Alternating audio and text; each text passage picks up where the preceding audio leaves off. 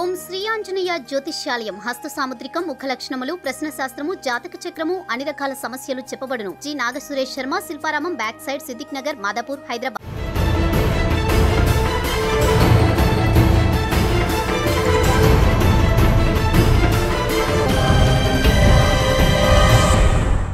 ఇస్లాం దేశంలో అతిపెద్ద హిందూ టెంపుల్ సిద్ధమైంది. ఈ నెల 14న భారత ప్రధాని నరేంద్ర మోదీ చేతుల మీదుగా ప్రారంభానికి ముస్తాబైంది. సుమారు 700 కోట్లతో 108 అడుగుల ఎత్తుతో 27 ఎకరాలు 7 గోపురాలతో కళాత్మకంగా రూపుదిద్దుకుంది. దీనికి యుఏఈ సర్కార్ మద్దతివ్వడంతోనే నిర్మాణం సాధ్యమైందని నిర్వాహక సంస్థ BAPS పేర్కొంది.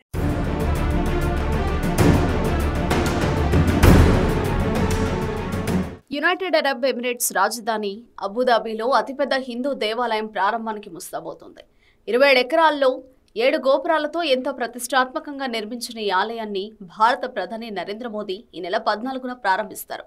అబుదాబిలో BAPS బొత్స సన్వాసి అక్షర పురుషోత్తం స్వామి నారాయణ సంస్థ హిందూ దేవాలయ ప్రారంభోత్సవం కోసం ప్రపంచవ్యాప్తంగా ప్రజలు ఎదురుచూస్తున్నారని పేర్కొంది. అబుదాబి ఆలయం అరబ్ దేశాల్లో అతిపెద్ద ఆలయంగా పేరుగాంచింది. మిడిల్ ఈస్ట్లోని అతిపెద్ద దేవాలయంగా గుర్తింపు తెచ్చుకుంది. ఆలయ ప్రారంభానికి ఒకరోజు ముందు యుఏఈలోని భారతీయులను ఉద్దేశించి ప్రధానమంత్రి నరేంద్ర మోదీ ప్రసంగిస్తారు. దీనికి అబుదాబిలోని జాయద్ స్పోర్ట్స్ సిటీ స్టేడియం వేదిక కానుంది. ఆలయ అధిపతి బ్రహ్మ విహారీ దాస్ స్వామి పర్యవేక్షణలో ప్రాణం పోసుకుంటున్న ఈ ఆలయం వచ్చే ఫిబ్రవరి 18 నుంచి భక్తులకు అందుబాటులోకి వస్తుంది. ఫిబ్రవరి 15న స్వామి మహారాజ్ సమక్షంలో పూజా సమర్పణ సభ జరుగుతుంది.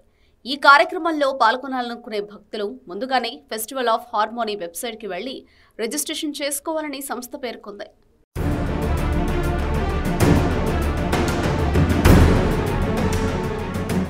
అబుదాబిలో హిందూ దేవాలయ నిర్మాణానికి అనుమతినిస్తూ యుఏఈ ప్రభుత్వం 2015 ఆగస్టులో భూమిని కేటాయించింది. ప్రధాని నరేంద్ర మోదీ యుఏఈ పర్యటన సందర్భంగా ఆ దేశ అధ్యక్షుడు రాజు Sheikh Mohammed bin Zayed Al Nahyan 27 ఎకరాల భూమిని బహుమానంగా BAPSకు కేటాయించారు. 2018 ఫిబ్రవరిలో ఆలయ నిర్మాణానికి భూమి పూజ జరిగింది. పింక్ శాండ్ స్టోన్ తో నిర్మితమవుతున్న ఈ ఆలయం దాదాపు 1000 ఏళ్ల వరకు చెక్కు చెదరకుండా ఉంటుందని భావిస్తున్నారు. ఈ ఆలయం సంప్రదాయం, ఆధునిక వాస్తుకళల మిశ్రమంగా నిర్మించారు. యుఏఈలోని 7 ఎమిరేట్స్ కు ప్రత్యేకంగా ఆలయంలో 7 గోపురాలను నిర్మించారు. 7 గోపురాలే కాకుండా ఆలయం దాని వైభవాన్ని పెంచే 5 అలంకారమైన గోపురాలు కూడా ఉన్నాయి. ఈ ఆలయ శిఖరం ఎత్తు 108 అడుగులు ఉంటుంది. సందర్శకుల కేంద్రం, ప్రార్థనా గది, ప్రదర్శనలు, ప్రత్యేక అభ్యాస ప్రదేశం, పిల్లల కోసం ఆట స్థలం, వివిధ థీమ్ల ఆధారంగా తోటలు, తాగునీటి సౌకర్యం, food court, book, gift shop వంటి వాటిని కూడా ఆలయంలో నిర్మించారు. ఇక్కడ దీపావళి, గోవర్ధన్ పూజ మొదలైన అన్ని రకాల హిందూ పండుగలు ఈ ఆలయంలో నిర్వహిస్తారు.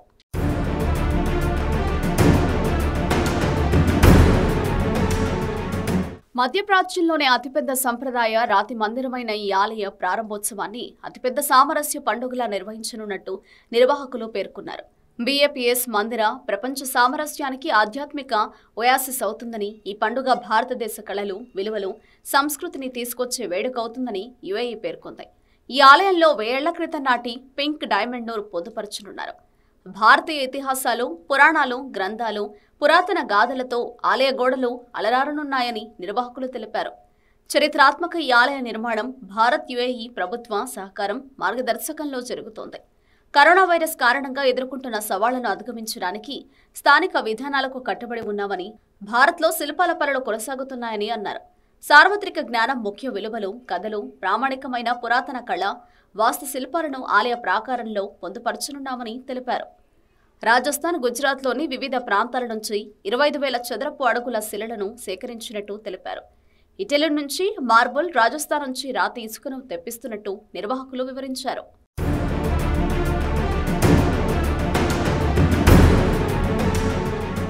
రాతి స్తంభాలపై భారత భౌగోళిక స్వరూపం, హిందూ ధర్మంపై కథలను పొందుపరచనున్నామని ఆలయ నిర్వాహకులు తెలిపారు. ఇందులో మహాభారతం, రామాయణంతో పాటు పురాణాలు, ప్రాంతీయ చరిత్రలు ఉంటాయి.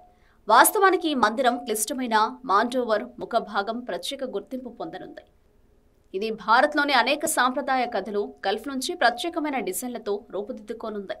ఇస్లామిక్ దేశమైన యునైటెడ్ అరబ్ ఎమిరేట్స్లో ఇప్పుడు సనాతన ధర్మ జెండా సగర్వంగా రెపరెపలాడుతుందని పలువురు వ్యాఖ్యానిస్తున్నారు. అబుదాబిలో నిర్మిస్తున్న భారీ హిందూ దేవాలయం యుఏఈలోనే కాకుండా పశ్చిమాసియాలోనే మొదటి సాంప్రదాయ హిందూ దేవాలయంగా నిలిచింది. ప్రస్తుతం ఆలయ చివరి దశ పనులను కోసం ఇంజనీర్లు, కార్మికులు, కళాకారులు పెద్ద సంఖ్యలో పనిచేస్తున్నారు. ఈ ఆలయం భారతదేశం ఆధ్యాత్మికత, సనాతన సంప్రదాయానికి కేంద్రంగా మాత్రమే కాకుండా ఈ ఆలయ నిర్మాణం కారణంగా రెండు దేశాల మధ్య సాంస్కృతిక మార్పిడి జరుగుతుంది. రెండు దేశాల మధ్య సంబంధాలు మరింత బలపడతాయని అంతర్జాతీయ పరిశీలకులు సైతం భావిస్తున్నారు.